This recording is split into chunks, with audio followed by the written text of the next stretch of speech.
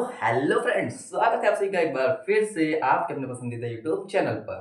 तो फ्रेंड्स, आज हम लोग class 10th UP board Hindi का एक बहुत ही इंपॉर्टेंट जीवन परिचय करने जा रहे हैं, जो कि बोर्ड एग्जाम अगर आप 2025 देने जा रहे हैं यूपी बोर्ड, तो आपको इसको याद करना बहुत ही जरूरी है, क्योंकि इसके आने की बहुत ही ज़्यादा प्रोबेबिलिटी है, क्योंकि ये बीते कई वर्षों से आ रहा है और 2024 के ये 3 से 4 सेटों में आ चुका है। तो क्यों ना हम लोग इसको कर लें। तो इसके हैंड रिटेन नोट्स आपको कैसे मिलेंगे? हैंड रिटेन नोट्स भी मैं आपको दूँगा, तो आप लोग वीडियो के अंत तक बने रहें, मैं आपको लास्ट में बताऊँगा। और अगर आपने वीडियो को लाइक शेयर नहीं किया है, लाइक शेयर कर दीजिए अपने दोस्तों के साथ, ताकि उनको भी जानकारी मिल सके और वो भी अपनी पढ़ाई अच्छे से कर सकें और बोर्ड एग्ज़ाम में 95 प्लस उनका टारगेट पूरा हो सके।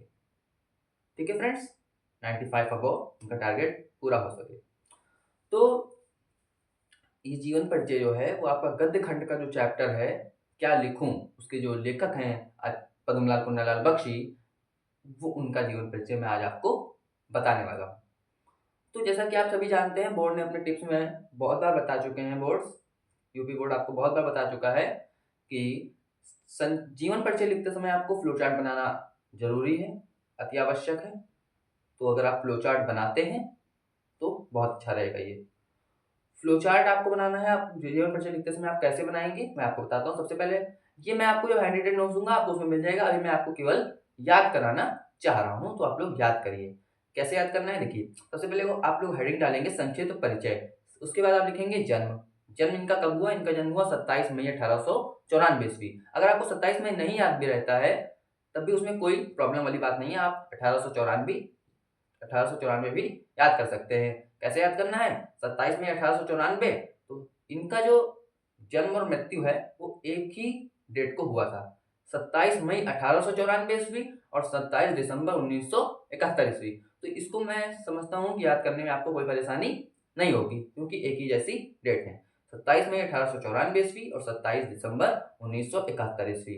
1894 को आप ऐसे भी याद कर सकते हैं 1894 1894 1894। तो इस तरीके से भी आप लोग याद कर सकते हैं, एक एक अंक को याद करिए।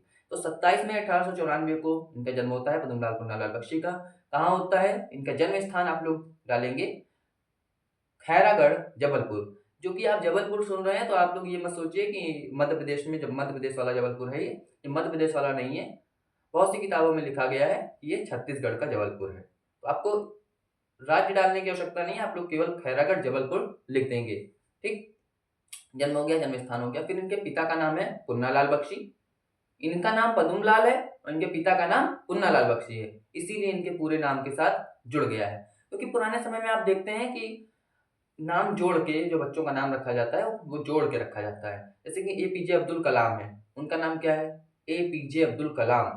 तो जो अबुल पाकिर, एपीजे जो को फुल फॉर्म है अबुल पाकिर जैनुलाब्दीन, तो ये उनके दादा, उनके पिता का नाम है और अब्दुल इनका नाम है। तो इस तरीके से नाम बीते समय में जोड़ के रखे जाते थे। तो उसी तरीके से इनका भी नाम है, इनका नाम है पदुमलाल, इनका नाम है पदुमलाल और इनके पिता का नाम है पुन्नालाल बख्शी और इनके बाबा का नाम है उमराव बख्शी। ठीक है, ये सब आपको नोट्स में मिलेगा। अभी आप लोग केवल सुनिए और याद करिए। सुनने, बार बार वीडियो देखिए, आपको याद नहीं हो रहा बार बार देखिए। ठीक है, तो याद करना है, बहुत इंपॉर्टेंट जीवन परिचय। तो संक्षिप्त परिचय, जन्म हुआ इनका 27 मई 1894 ईस्वी। इनके जन्म स्थान खैरागढ़ जबलपुर। पिता पुन्नालाल बख्शी, बाबा उमराव बख्शी। भाषा इनकी शुद्ध साहित्यिक खड़ी बोली है। गद्य के आपके जितने भी लेखक हैं, सात लेखक हैं, उसमें आपके सारे क्या है, सबकी भाषा ज्यादातर शुद्ध साहित्यिक खड़ी बोली है, आप खड़ी बोली भी बोल सकते हैं। ठीक है, शैली इनकी है समीक्षात्मक, व्यंग्यात्मक और भावात्मक। ज्यादातर सभी गद्य के लेखकों की शैली ऐसी ही है, आप चेक कर सकते हैं अपनी बुक में। ठीक है, समीक्षात्मक, भावात्मक और व्यंग्यात्मक शैली। मृत्यु इनकी होती है 27 दिसंबर 1971 ईस्वी। कृतियां इनकी हैं, आपको इनकी सारी कृतियां याद कर लेनी चाहिए, पर आपको एग्जाम में केवल एक कृतियां लिखनी होती है, पर आप एक ना लिख के आइए। आप मृत्यु के बाद कृतियां डालेंगे, उसमें आप 3-4 कृतियां लिख सकते हैं जो भी आपको याद हो। बाकी कृतियां आपको इसलिए याद करनी है क्योंकि जो आपका एमसीक्यू क्वेश्चन आएगा 20 एमसीक्यू, उसमें से जो 10 मार्क्स होते हैं आपके गद्य विकास, गद्य के लेखकों की जो विकास होता है उससे आपकी जो रचनाएं आती हैं या लेखक आते हैं उसमें आपका एमसीक्यू में इसका आपका बेनिफिट रहेगा कि अगर आप सारे याद कर लेंगे तो आप जो एमसीक्यू आएगा उसको आप आसानी से हल कर लेंगे। ठीक है, तो आपको सारी सारी मतलब कि रचनाएं याद करनी चाहिए इनकी। और बाकी आप पढ़िए, याद करिए, सारी रचनाएं आपको याद करनी है क्योंकि आपको एमसीक्यू भी करना है। एमसीक्यू में रचनाएं इनकी आ सकती हैं। ठीक है, तो संक्षिप्त परिचय, जन्म हो गया इनका। आपको एक कृतियां लिखनी होती है तो आप 2-4 कृतियां लिख सकते हैं ताकि एक कृति ना लिखें कि आपके नंबर कहीं कट जाएं। ठीक है, तो आप 2-4 कृतियां लिखिए।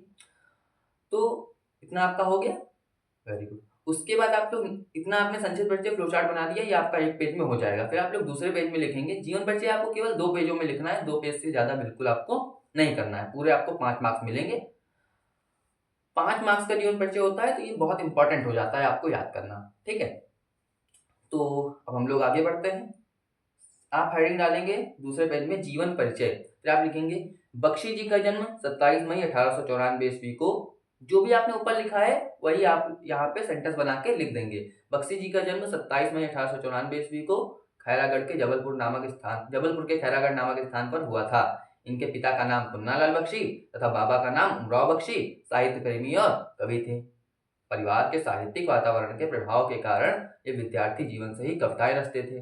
बीए पास करते ही इन्होंने सरस्वती पत्रिका में अपनी रचनाएं प्रकाशित करना प्रारंभ किया। बाद में सरस्वती पत्रिका के अतिरिक्त अन्य पत्रिकाओं में भी इनकी रचनाएं प्रकाशित होने लगी। सन 1920 से 1927 ईस्वी तक इन्होंने बड़ी कुशलता के साथ सरस्वती पत्रिका का संपादन किया। बाद में इन्होंने छाया मासिक पत्रिका का भी संपादन बड़ी योग्यता से किया। ठीक है, हो गया इतना। उसके बाद आप लिखेंगे कि हिंदी साहित्य सम्मेलन द्वारा सन 1949 ईस्वी में इन्हें हिंदी साहित्य वाचस्पति की उपाधि से अलंकृत किया गया। 1949 ईस्वी में हिंदी साहित्य सम्मेलन द्वारा इन्हें हिंदी साहित्य वाचस्पति की उपाधि से अलंकृत किया गया। और साहित्य का यह महान साधक 27 दिसंबर 1971 ईस्वी को परलोकवासी हो गया। उसके बाद भी आप कृतियां हेडिंग डालेंगे, इसमें भी आप कृतियां लिख सकते हैं। कृतियां आपको यहाँ भी लिखना पड़ेगा। ठीक, तो इतना ही आपको जीवन परिचय लिखना है। तो आई होप आपको याद हो चुका होगा। तो अगर आपको नोट्स चाहिए तो आपको नोट्स हमारे कम्युनिटी सेक्शन में मिल जाएंगे। तो आप चैनल को सब्सक्राइब कर लीजिए, वीडियो को लाइक कर दीजिए और अपने दोस्तों के साथ शेयर कर दीजिए ताकि उनको भी ये प्राप्त हो सके। ठीक है, हैंड रिटन नोट्स आपको मिल जाएंगे, आप उसको लिख सकते हैं। ठीक है, तो मिलते हैं किसी नेक्स्ट सेशन के साथ। तब तक के लिए नमस्कार, जय हिंद, वंदे मातरम।